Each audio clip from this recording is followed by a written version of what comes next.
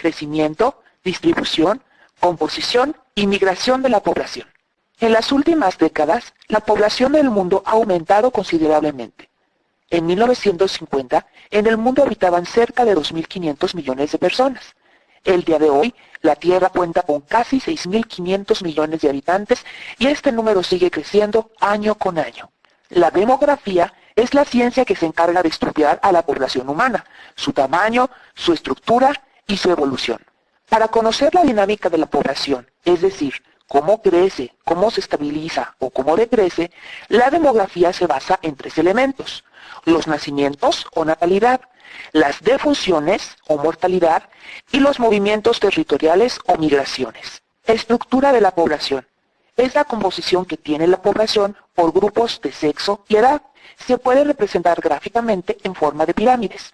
Algunos indicadores demográficos importantes son la tasa de natalidad, que es el número de nacimientos por cada 1.000 habitantes en un año determinado en un lugar determinado. Para calcular este número, debe dividirse el total de nacimientos entre la población total y multiplicar el resultado de esta división por 1.000. La tasa de mortalidad, por otro lado, indica el número de muertes por cada 1.000 habitantes en un año determinado.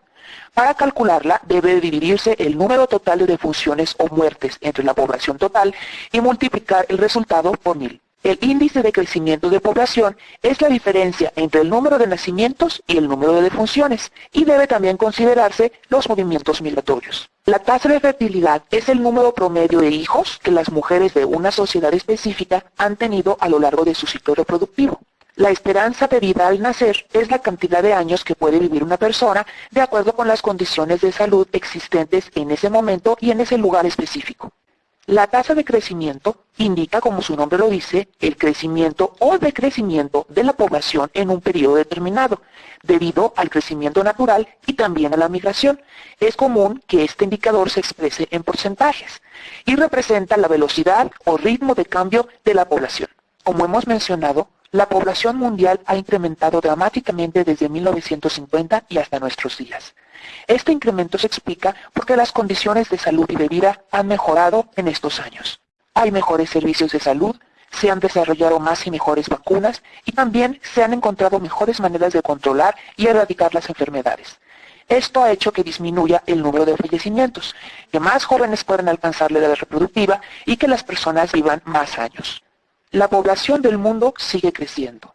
En nuestro planeta nacen en promedio 20 nuevas personas por cada 1.000 y las que mueren suman solamente 9. En la actualidad, el número de personas que se agregan a la población mundial ronda los 77 millones cada año. Se espera que para el año 2020 existan en el planeta alrededor de 7.500 millones de personas. La población del mundo no está distribuida homogéneamente en los 5 continentes.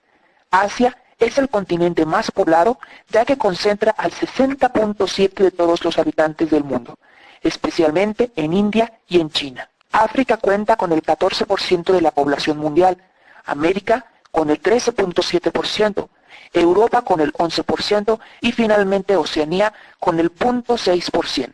Los 12 países más poblados del mundo en el 2007, según fuentes de la ONU, son, en primer lugar, China, seguido por India, Estados Unidos de América, Indonesia, Brasil, Pakistán, Bangladesh, Rusia, Nigeria, Japón, México en el 11º lugar y finalmente Vietnam en el 12º.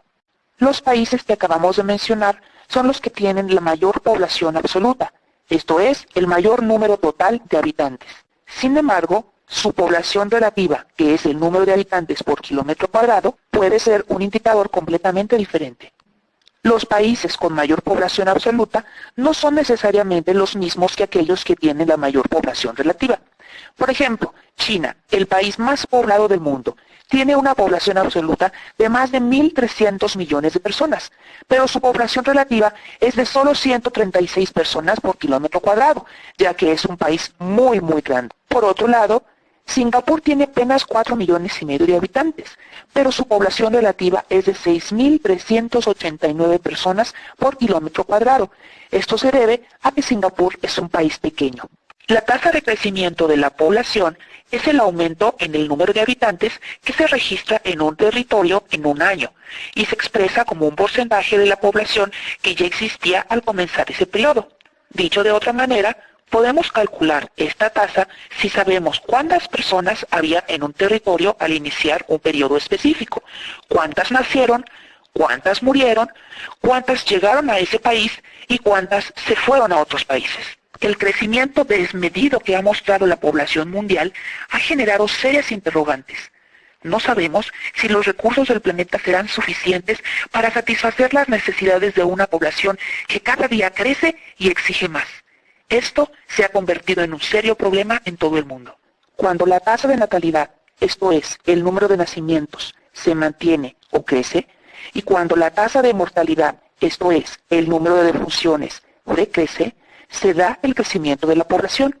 Actualmente, el comportamiento de la población en general se mantiene en crecimiento constante.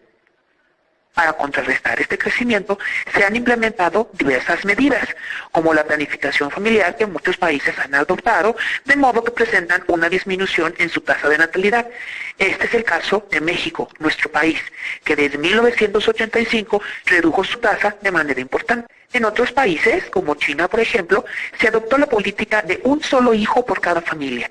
El gobierno de este país impone severas sanciones a quienes quebranten esta ley. Este es un tipo de política demográfica antinatalista.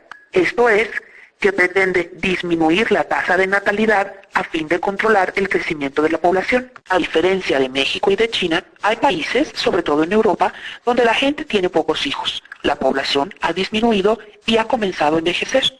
Si esta tendencia continúa, también puede ocasionar problemas. Como hay pocos niños, en algunos años habrá también pocos jóvenes que puedan trabajar y mantener la marcha económica del país. Al mismo tiempo, habrá muchos ancianos que ya no pueden trabajar y necesitan el apoyo económico. Para promover la natalidad, los gobiernos de estos países proporcionan estímulos económicos a las parejas que decidan tener un hijo. Esta política demográfica se conoce como natalista y se aplica en países como Francia, Suecia, Noruega y Japón. Desarrollo y subdesarrollo económico. A los países subdesarrollados se les conoce también como países del tercer mundo. También se utiliza el nombre de países en vías de desarrollo, la cual hace suponer que están en camino de superar sus dificultades. Se entiende por países del norte a los países ricos. Casi todos están situados en el hemisferio norte, mientras los países pobres son los países del sur que ocupan la mayor parte del hemisferio sur.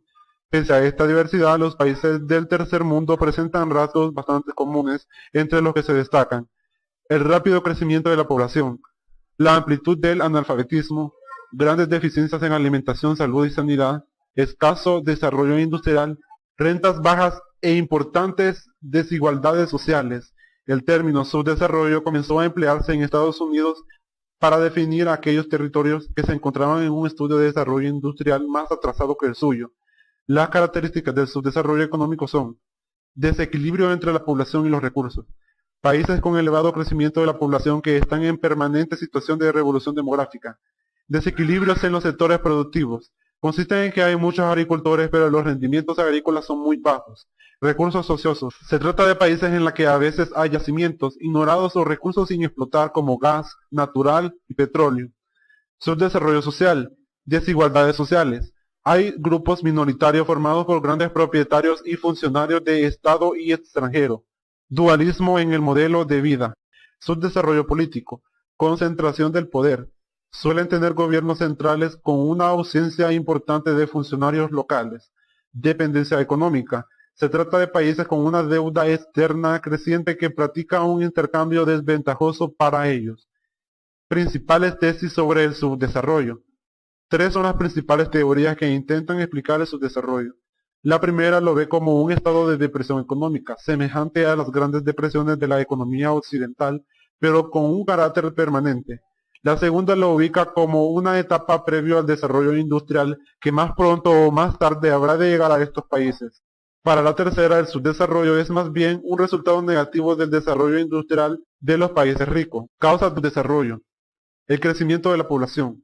Las tasas de natalidad son muy elevadas, como corresponde a las